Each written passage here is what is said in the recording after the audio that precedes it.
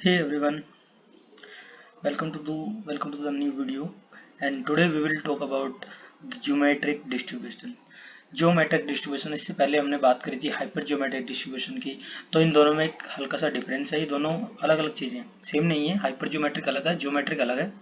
And आज हम बात करेंगे कि ज्योमेट्रिक डिस्ट्रीब्यूशन होता क्या है, कब हम इसको यूज़ करते हैं, कैसे यूज़ करते हैं, what are the common features of this distribution. And उसके बाद हम दो क्वेश्चन बनाएंगे डिस्ट्रीब्यूशन पे, जिसका सॉल्यूशन हम लोग एक्सेल में ही फाइंड आउट करेंगे। तो बने रहिए वीडियो के साथ। और अगर आपने बाइनोमियल की, नेगेटिव बाइनोमियल की, इस तरीके की वीडियोस आपने पहले देखी नहीं है और आपको उनके बारे में क्लैरिटी नहीं है, तो वो सब वीडियोस भी मैंने डाल दी हैं, आप जाके चेकआउट कर सकते हैं। तो let's start with today's video. Geometric distribution, देखिए geometric distribution is a kind of binomial distribution only, क्योंकि ये सारे डिस्ट्रीब्यूशन बाइनोमियल के ही टाइप है। बाइनोमियल जैसे कि आपको पता है डिस्क्रीट रैंडम वेरिएबल के केस में यूज होता है, सिमिलरली ये भी डिस्क्रीट रैंडम वेरिएबल के केस में यूज होता है। एंड नेगेटिव बाइनोमियल डिस्ट्रीब्यूशन जो था और ज्योमेट्रिक डिस्ट्रीब्यूशन, इन दोनों में काफी सिमिलरिटी है। आपको याद होगा पिछले वीडियो में मैंने बताया था, नेगेटिव बाइनोमियल डिस्ट्रीब्यूशन में हम लोग फाइंड आउट करते हैं अपने rth सक्सेस। rth सक्सेस मतलब 5th success, 6th success, 20th success. और कब तक? जब तक वो सक्सेस हमें मिल नहीं जाती। फॉर एग्जाम्पल हम लोग 100 बार कोइन को टॉस कर रहे हैं और हमें 40th हेड चाहिए, तो मतलब 100th टॉस में 40th हेड हमें मिले, ये सॉल्यूशन हम करेंगे नेगेटिव में।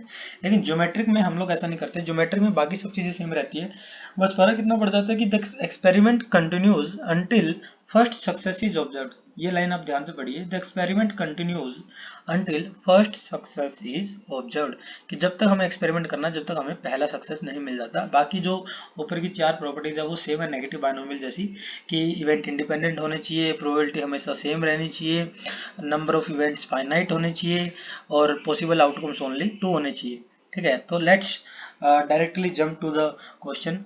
फर्स्ट क्वेश्चन, जैसे कि हमने नेगेटिव बाइनोमियल में भी सेम क्वेश्चन किया था, उसमें क्या था कि एक बास्केटबॉल प्लेयर है, वो शूट करता है। ठीक है अब उसका निशाना लगाने की जो प्रोबेबिलिटी है, मतलब जो गोल सॉरी जो बास्केट करने की जो चांसेस है वो 70% है। ठीक है, during the season what is the probability that Bo makes his first free throw on his fourth shot.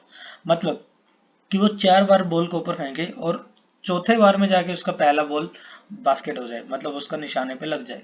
ठीक है, यूजुअली वो 70% सही थ्रो करता है। ठीक है, तो इसको हम फाइंड आउट करेंगे। अभी आप इसमें चेक कर सकते हो, इसमें कोई जियोमेट्रिक डिस्ट्रीब्यूशन के लिए अलग से कोई फॉर्मूला नहीं है, इसके लिए भी हम लोग नेगेटिव का ही फॉर्मूला लगाएंगे। तो पहले बात करते हैं फेलियर्स की।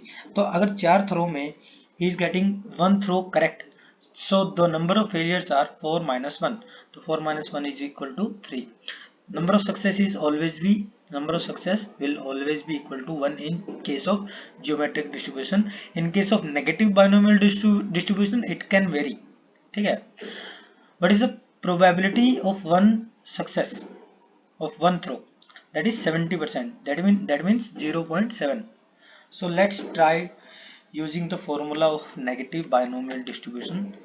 And what are the parameters? First is number of failure. Number of failure are 3, comma number of success will always be gonna be 1.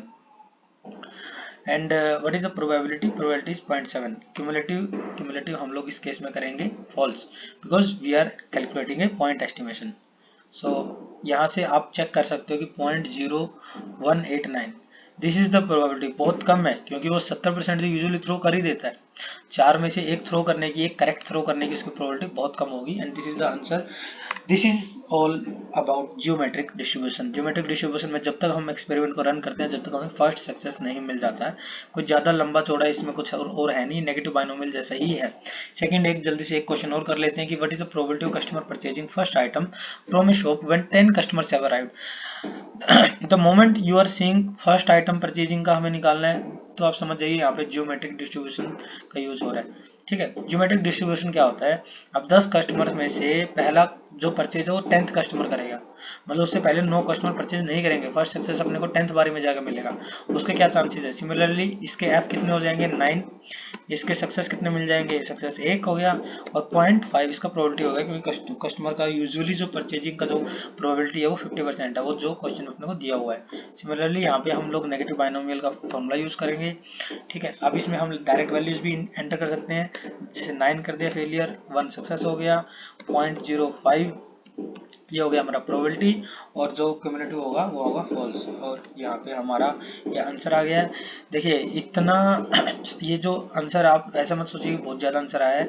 यहाँ पे जब ई लिखा होता है एक्सपोनेंशियल के केस में, ये मतलब एक तरीके से आंसर आता है, मतलब इसका वैल्यू डेसिमल के बाद 9 जीरो आ रहे हैं, उसके बाद एक कुछ वैल्यू है, मतलब बहुत कम है। It will be, this value is almost equal to the zero, बहुत ही कम वैल्यू इसका आ रहा है।